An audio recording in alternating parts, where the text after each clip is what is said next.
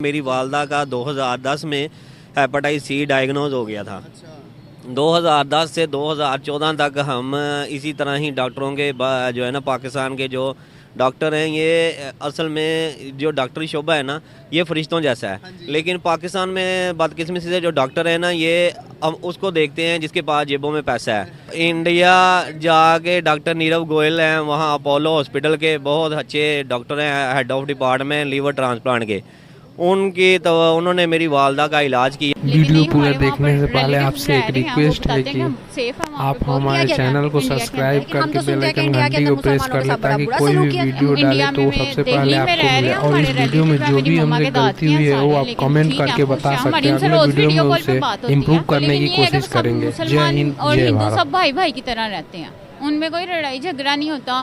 اگر ان کی ہولی آتی ہے تو یہ مناتے ہیں، اگر ان کی عید آتی ہے تو وہ بھی ساتھ مناتے ہیں۔ میں نے جو اپنی آنکھوں سے دیکھا وہ تو ڈونر میں ہوتا تھا۔ بدقسمتی سے شیخ زاید ہاسپٹل میں جو ہے وہ ڈاکٹر جو تھے اس قابل نہیں تھے۔ میں نے جو اپنی آنکھوں سے دیکھا وہ تو ڈونر کو بھی جو ہے نا انہوں نے ایکسپائر کیا، تو پاکستان میں شیخ زاید ہاسپٹل میں تو ڈونر کے بھی وہاں ڈیتھ ہوئی۔ اور اس کے بعد جو ہے نا یہاں شیخ زاید ہاسپٹل میں جو میڈیکل بورڈ بنتا تھا، ہماری جو اپلیکیشن تھی وہ توسط انہوں نے جو ہے میرے والدہ کا کیس ریفنڈ کیا تھا۔ لیکن کیسے پتا چلا کہ بھائی یہ علاج تو انڈیا میں ہی ہوگا؟ کس نے بتایا آپ کو؟ پاکستان کے سارے ڈاکٹر فیل ہو گئے کہ کڈنی ٹرانسپلانٹ پاکستان میں کسی سے نہیں ہو رہی تھی؟ کس نے بتایا؟ جب بتایا تو آپ کو لگا کہ ویزا مل جائے گا؟ یہ نہیں، یہ تھوڑا سا میں آپ کو یہ بھی تفصیل میں بتاتا ہوں کہ میری والدہ کا 2010 میں ہیپاٹائٹس سی ڈائگنوز ہو گیا تھا۔ 2010 سے 2014 تک ہم اسی طرح ہی ڈاکٹروں کے جو ہے نا پاکستان کے جو ڈاکٹر ہیں، یہ اصل میں جو ڈاکٹری شعبہ ہے نا، یہ فرشتوں جیسا ہے۔ لیکن پاکستان میں بدقسمتی سے جو ڈاکٹر ہیں نا، یہ ہم اس کو دیکھتے ہیں جس کے پاس جیبوں میں پیسہ ہے۔ ہمارے ڈاکٹر جو ہیں نا، انسانیت نہیں ہے ان میں، یہ انسان کسائی بنے ہیں، یہ انسانوں کو تذلیل کرتے ہیں۔ میں 2010 سے لے کے 2013-14 تک جو ہے نا مجھے ڈائگنوز ہی نہیں ہوا کہ میری والدہ کو لیور ٹرانسپلانٹ ہو سکتا ہے۔ میں کبھی کسی ڈاکٹر کے پاس، کبھی کسی ہاسپٹل کے پاس ایسے ہی دھکے کھاتا رہا۔ لیکن مجھے یہ بتایا جاتا تھا کہ آپ کی والدہ کا جو ہے نا آخری سٹیج ہے، آپ کی والدہ جو ہے نا کسی وقت بھی نا اللہ کو پیاری ہو سکتے ہیں۔ لیکن ہماری دعائیں تھیں، ہماری کوشش تھی کہ اللہ تعالیٰ ان کو زندگی تا حیات دے، اور ماشاءاللہ ابھی بھی جو ہے نا ماشاءاللہ ہمارے سر پہ انڈیا گئے، ڈاکٹروں کو ہاتھ لگا اور ماشاءاللہ سے ابھی صحیح ہے۔ ہاں ماشاءاللہ اب زندگی وہ اپنی نارمل زندگی گزار رہے ہیں۔ تو یہ میں آپ کو بات بتانا چاہوں گا، 2014 تک کسی ڈاکٹر نے مجھے یہ نہیں بتایا کہ آپ کا لیور ٹرانسپلانٹ ہو سکتا ہے۔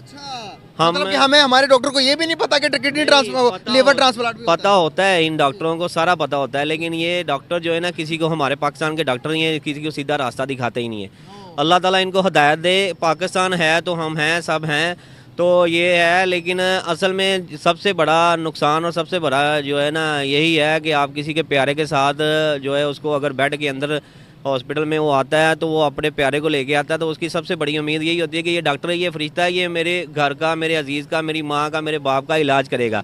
لیکن وہ علاج کرنے کی بجائے اس کو جو ہے نا اپنی نااہلی سے جو ہے وہ اس کو ایکسپائر کروا دیتا ہے۔ ایکسپائر تو اللہ تعالیٰ، موت اور زندگی اللہ تعالیٰ کے ہاتھ میں، لیکن یہ ڈاکٹر جو ہے نا یہ پراپر جو ہے نا اس کا علاج نہیں کرتے۔ کہ اتنے سالوں سے ہم ذلیل ہو رہے تھے، جب بھی میری والدہ جو ہے ہیپاٹائٹس سی کی وجہ سے نیم بے ہوشی میں جاتے تھے تو ہم ہاسپٹل میں لے کے جانا تو ڈاکٹر نے یہی کہنا کہ یہ اب آخری امید ہے، آپ دعا کریں، یہ اب جو ہے نا کسی ٹائم بھی ایکسپائر ہو سکتے ہیں۔ میں یہ دیکھا ہے، میں نے اپنی آنکھوں سے ہاسپٹل میں دیکھا ہے، سرکاری ہاسپٹلوں میں، کہ وہ کسی مریض کو بیماری ڈائگنوز کرتے ہی نہیں ہیں، اس کو عارضی طور پہ، ٹیمپریری طور پہ اس کا علاج کرتے ہیں، اور اس کو جو ہے نا اس کو بعد او پی ڈی کے رستے میں ڈال دیتے ہیں۔ وہ او پی ڈی کے رستے میں جا کے ذلیل و خوار ہو کے یا مر جاتا ہے یا اپنا پیسہ ضائع کر دیتا ہے۔ تو انڈیا جا کے ڈاکٹر نیرو گوئل ہیں، وہاں اپولو ہاسپٹل ہی ماتھا ٹیکنے کے لیے ضرور جائیں گے۔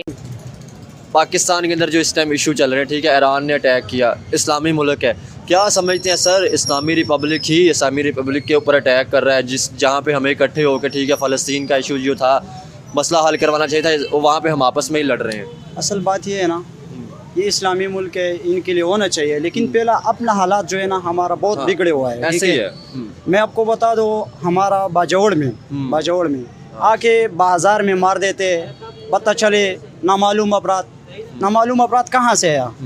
بارڈر میں ماشاءاللہ ہمارا سیکورٹی ہے، ایسے ہی ہے، سب کچھ ہے، ٹھیک ہے، ये जो है ना पहला अपना मामला सीट करना चाहिए, ऐसा नहीं फलस्तीन के लिए भी आवाज़ उठाना चाहिए, सब मुल्क के लिए जो इस्लाम का मुल्क। जब हमारे अंदरूनी मामला हल होंगे, हम पावर में हो, तब हम पूरी दुनिया में से किसी के लिए भी आवाज़ उठा सकते हैं। भाईजान मैं कल का बात आपको बता रहा हूँ, अपना इलाके का बात बता रहा हूँ, ठीक है। हमारा इलाके में बड़ा डॉक्टर था, अब्दुर्रहमान नाम था उसका, ठीक है।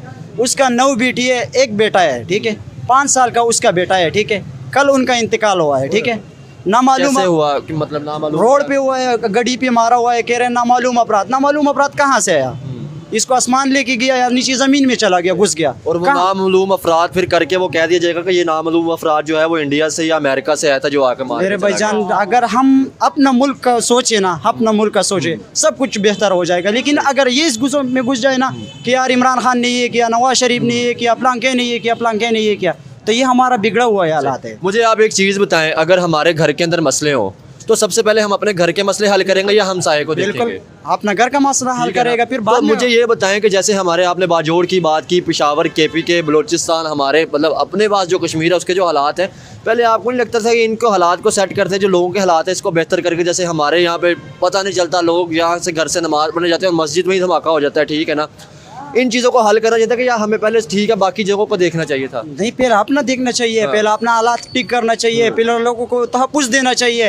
ये लोग हमसे टैक्स ले रहे हैं, हमसे सब कुछ, हम इनसे रोड नहीं मांगते हैं, ना इनसे कॉलेज मांगते हैं, ना इनसे यूनिवर्सिटी मांगते हैं, कोई चीज़ भी नहीं मांगते, ठीक है। हम अपने बाजोड़ का बात कर रहे हैं, हम इनसे कोई चीज़ नहीं मांगते, हम इनसे सिर्फ अमन मांगते हैं कि हमको अमन दे दो, हमारा बच्चे। यह वीडियो आपको अच्छा लगा हो तो चैनल को लाइक करें, कमेंट करें और हमें सब्सक्राइब करके अपना प्यार दें।